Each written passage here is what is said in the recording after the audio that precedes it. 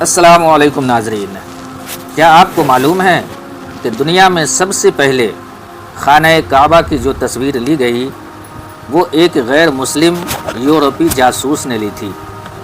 جی ہاں، وہ نہ صرف اسلام لایا بلکہ مکہ مکرمہ جا کر ایسی چیزیں محفوظ کرایا جو آج نایاب خزانہ بن چکی ہے۔ یہ صرف ایک فوٹوگرافر یا ٹورسٹ کی کہانی نہیں ہے، بلکہ یہ ایک انوکھے سفر کی داستان ہے، سائنس، ایمان اور مشن کی ملی جلی حیران کن کہانی۔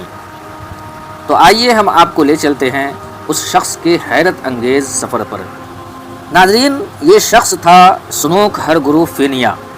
یہ ایک ڈچ ہالینڈ کا رہنے والا تھا جس کا اصل نام تھا کرسٹین سنوک ہرگروفینیا۔ اس کی پیدائش 1857 عیسوی میں نیدرلینڈ کے شہر اوس میں ہوئی۔ یہ ایک مستشرق یعنی بہت ساری زبانوں کا ماہر تھا اور اسلامی تاریخ و معاشرت کا گہرا طالب علم بھی تھا۔ اس نے عربی، اردو، فارسی اور کئی دیگر زبانیں سیکھی تھی۔ شروعات میں اس کا مقصد صرف علمی تحقیق تھا، لیکن دھیرے دھیرے یہ تحقیق ایک جاسوسی مشن میں بدل گیا۔ اسنوک نے اسلام قبول کرنے کا اعلان کیا۔ اپنا اسلامی نام رکھا عبدالغفار۔ اس نے داڑھی رکھی، عربی لباس پہنا اور اسلامی عبادتوں کا طریقہ بھی سیکھا۔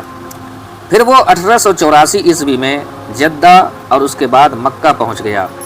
مگر یہاں سوال پیدا ہوتا ہے، کیا اس نے واقعی دل سے اسلام قبول کیا تھا یا یہ صرف ایک ڈرامہ تھا تاکہ مکہ شریف میں داخل ہو کر تحقیق اور جاسوسی کی جا سکے؟ اس سوال کا کوئی یقینی جواب آج تک نہیں ملا۔ کچھ لوگ کہتے ہیں کہ وہ صرف ایک جاسوس تھا اور کچھ لوگ مانتے ہیں کہ اس نے اسلام کو دل سے قبول کیا تھا۔ اسنوک ہرگروفینیا نے 1885 عیسوی میں خانہ کعبہ، مسجد الحرام اور مکہ مکرمہ کی نایاب تصویریں لی۔ یہ تصویر آج بھی محفوظ ہے اور دنیا کی قدیم ترین تصویری دستاویز میں شامل ہے۔ ان میں خانہ کعبہ کی پرانی عمارت، آب زمزم کا منظر اور حاجیوں کی عبادت کو دکھایا گیا ہے۔ یہ تصویر آج ہمیں ایک صدی پہلے کے مکہ کی جھلک دکھاتی ہے۔ صرف تصویر ہی نہیں، اسنوک نے مکہ میں قرآن پاک کی تلاوت کی آڈیو ریکارڈنگ بھی کی۔ اس نے عربی میں کی گئی اذان اور سورہ فاتحہ کی تلاوت گرامو فون پر ریکارڈ کی۔ یہ بھی ممکنہ طور پر قرآن کی تلاوت کی دنیا کی پہلی ریکارڈنگ میں سے ایک ہے۔ آج جب ہم یوٹیوب پر کسی بھی قاری کی تلاوت سن سکتے ہیں تو اس کی شروعات کسی یورپی محقق سے ہوئی جو مکہ میں آیا تھا۔ اسنوک صرف فوٹوگرافر یا ریکارڈر نہیں تھا، وہ ایک ماہر لسانیات، اسلامیات کا استاد اور بعد میں ڈچ حکومت کے لیے انڈونیشیا میں کام کرنے والا مشیر بھی بن گیا۔ اس نے حج، مکہ کی زندگی اور اسلامی ثقافت پر ایسی تفصیلی تحریریں لکھی جنہیں آج بھی تحقیق میں شامل کیا جاتا ہے۔ 1890 عیسوی میں اسنوک ہرگروفینیا انڈونیشیا پہنچا۔ یہاں اس نے مسلمانوں کو قابو میں رکھنے کے لیے حکومت کو مشورے دیے۔ اس نے مذہب، زبان اور رسم و رواج کو سمجھ کر حکومت کو بتایا کہ مسلمانوں کو کیسے قابو میں رکھا جا سکتا ہے۔ یہاں سے اس کی شخصیت پر دو رائے پیدا ہو گئی۔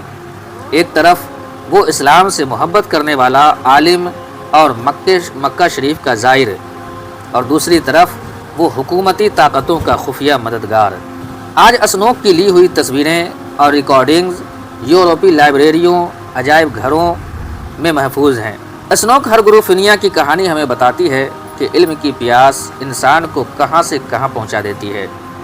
مذہب اور تحقیق، دل اور دماغ کے درمیان کیسے جنگ ہو سکتی ہے، اور سب سے اہم یہ کہ مسلمانوں کو اپنے ورثے، علم، تاریخ اور تلاوت کی اہمیت کو خود سمجھنا چاہیے۔ ناظرین، کبھی ہم نے سوچا کہ خانہ کعبہ کی پہلی تصویر ایک غیر مسلم نے لی یا قرآن کی پہلی ریکارڈنگ ایک یورپی نے کی؟ تو پھر سوال یہ ہے کہ ہم نے خود کیا کیا؟ ہم اپنے مذہب، تاریخ اور ورثے کو محفوظ رکھنے کے لیے کیا قدم اٹھا رہے ہیں؟ اگر آپ کے پاس اس کا کوئی جواب ہو تو کامنٹ باکس میں ضرور بتائیں، اور اگر یہ تاریخی کہانی آپ کو پسند آئی ہو تو اسے دوسروں تک ضرور شیئر کریں۔ انشاءاللہ پھر ملاقات ہوگی اگلی ویڈیو میں، تب تک کے لیے اللہ حافظ۔